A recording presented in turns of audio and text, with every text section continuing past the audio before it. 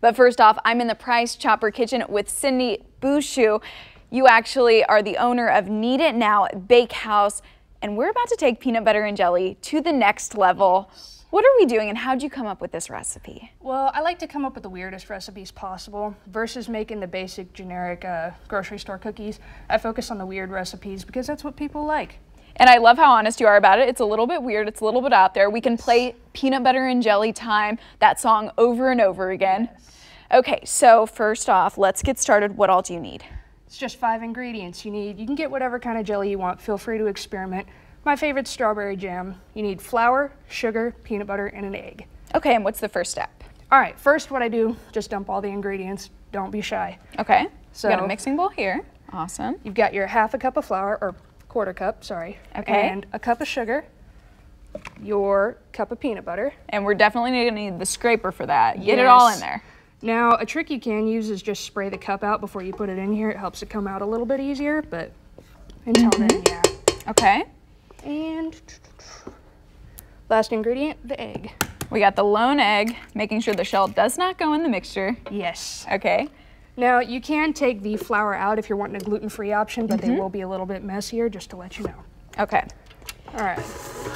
And you actually got started baking when you were about 13 years old. Yes. From your mom. So what's that story? Actually, yeah, she took me to Joanne's for a cake decorating class, and I had no idea I was interested in anything like that up until that class. And then I just branched out from decorating cakes to making cookies. And that's how I got started, and since then I've fallen in love with it. And we love hearing success stories just like that. You kind of come upon it as an accident, but actually it can be a livelihood. It is, actually. I mean, if you don't enjoy what you do for a living, you know, there's no fun in it, and that's what I like doing. So, I mean, I've even got a bakery job as a baker, so, you know, it's living life to the fullest and having fun doing what I do. Okay, and you also have some accidental recipes. You have one that was really interesting. Oh yeah, I've messed up quite a bit. A lot of it's just trial and error, to be honest with you. Those are actually, I've got like chocolate covered cherry. I make protein cookies, but my worst one is probably my protein brownie. See, I love doing these different protein recipes, and you said you were into powerlifting as well. Yes. Okay. Yes, I've actually been doing that for about a year now. Okay, so maybe you have some not so tasty protein recipes, but you also probably have some good ones. I do. I make a really good oh gosh, cookies and cream protein cookie. It's got Oreos on top, and you wouldn't even know the protein's in there. Well, we'll have to try that next time, but back to peanut butter and jelly. All right, so trust me when I say that an ice cream scoop is your best friend if you want exact measurements. Now, generally you get about 17 cookies out of one of these batches. I use a 1 ounce scoop. If you want to go bigger, that's fine. I wouldn't recommend going any smaller though. So just scoop it out, roll it into a ball, and kind of just smash it. I love learning all the tricks of the trade because these are perfect circles. Oh yeah, yeah. I mean, you're making homemade cookies though, so they're not all going to be perfect, but they'll taste good, and that's all that matters. Absolutely, as long as it tastes good. Oh yeah.